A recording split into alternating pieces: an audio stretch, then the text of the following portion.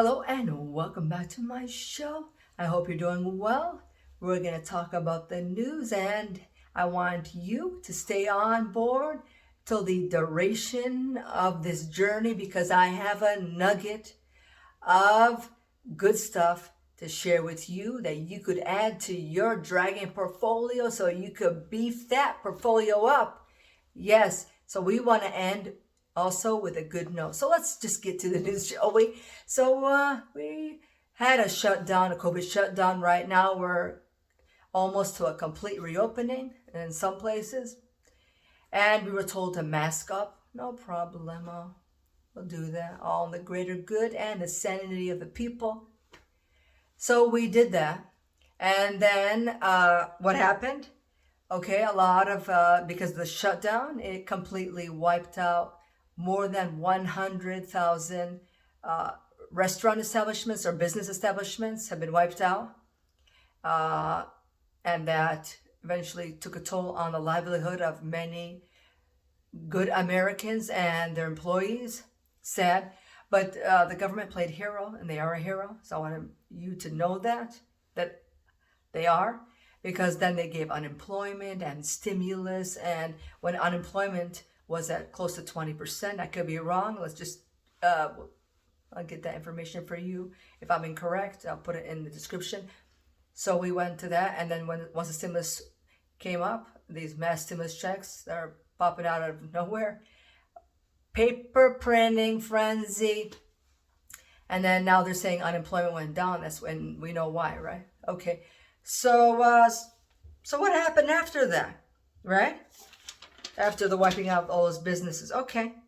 So now that we're sort of back to normal or the new norm, now we got the CDC. Her name is Dr. Wolinski, and we got Dr. Fauci, and also Biden and Dr. Melinda and Bill Gates on board. I think they're in line with the same thing, where they're all telling us, well, let's talk about Dr. Wolinski because that's the main point right there.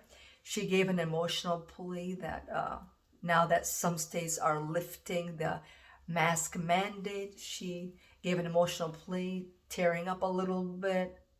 They're not crocodile tears, people, okay? That's the real deal.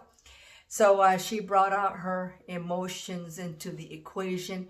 Now, that's not, we usually deal with logic before emotions. We don't want to do like the George Floyd case where it was a classic case of the feelings versus facts and where feelings took precedence over the case. But let's not talk about that. So she did an emotional plea that we are in a second variant and we need to mask up. Who needs to breathe? Who needs to look at anybody? Just live in your little own bubble. Don't talk. Don't breathe. All of that good stuff, right? Okay, so to bring insult to injury, that's what some people might say. Florida has always been like a minimal or moderate state where they, in terms of restrictions and masks and that kind of thing. So I was reading today in nationandstate.com where I seen a rather interesting headline. Students at Florida high school warn they will be re-educated if caught not wearing a mask. That was Clearwater High School students. And I will put the link in the description now so you could look at it yourself. So I kind of wonder, so what does that look like, re-educating? Yeah. And so I went to Merriam Dictionary and I wanted to know what re-educate means. I mean, I got some kind of idea, but I wanted to see the fine print. And there it says to train again, especially to rehabilitate through education. But I wasn't convinced I needed to get a second opinion, so I went to Dictionarycom, and that's where things got a little wild. Where they said educate, so they said re-education. Re-educate means to educate or train someone in order to change their beliefs or behavior. And then they gave us a fine example, so I gotta share this one with you. They said their example was criminals are re-educated. How nice of them to put that one in. But they took it another level. And right now, or let's go back in time. How about that? Where the Lincoln Project founder, his name is Rick Williams, in December 6th, 2019, he took to Twitter and he said this, quote, "Anti-vaxxers are a scourge and a strong argument for re-education camps. The immediate seizure of their property, highlight that, and highlight this as well, putting their children into protective custody." So where's liberties and freedom and all that great stuff that this country is all about, the fabric of this nation? Where did it go? So take it up a notch up, sink your teeth into this one. David Atkins, he's a member of the DNC California Convention.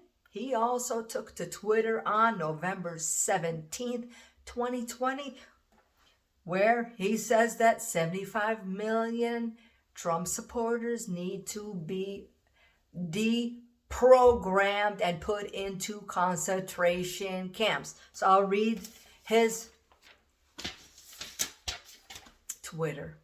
He said, "No, quote, no, seriously.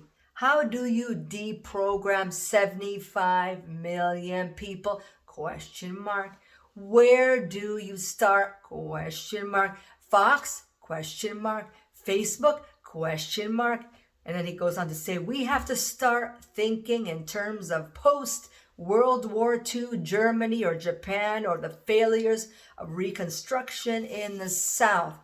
Okay, that's the miscellaneous stuff. So like I said before, we're going to end on a positive note, something that's upbeat and uplifting. So we will get right to it right now.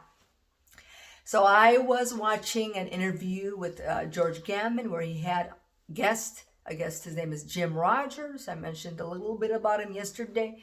And this is a nugget that you want to pay attention to. So George Gammon was asking him, so how often do you go into an investment because it's cheap or the prices go up and down? And Jim Rogers' response was, he says, "One of the things I've learned in my investing career, that if I find something cheap, it's usually because," highlight this, "it's ignored and people don't care about it. And that's what makes it cheap. And if you find a positive change because no one is paying attention to it, that most likely leads to success." He says most of the time. And he also said that he purchases, or he has purchased Japanese shares. He says they've been down 30%, their all-time high. And he says nothing's really changed for 30 years. And the reason why I bought them is because they're not in a bubble like the U.S. shares are. And Gammon, he chimed in. He said, "When people ask me if something is cheap or expensive, or that kind of thing," Gammon says, "If it's cheap," no, he said, "How do you know whether to buy or sell a stock?" He says, "If it's cheap, you have to ask yourself, is it cheap or expensive? And if it's cheap, you buy it. If you have one share that's expensive or shares, then you know you got to sell them."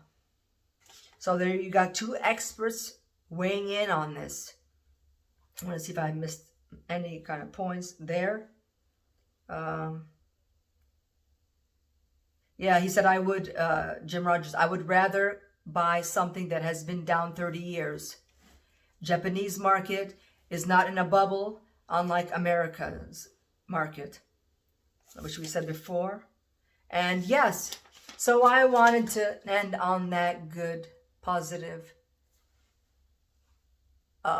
trade secret that Jim Rogers and George Gammon shared with us. Props for them.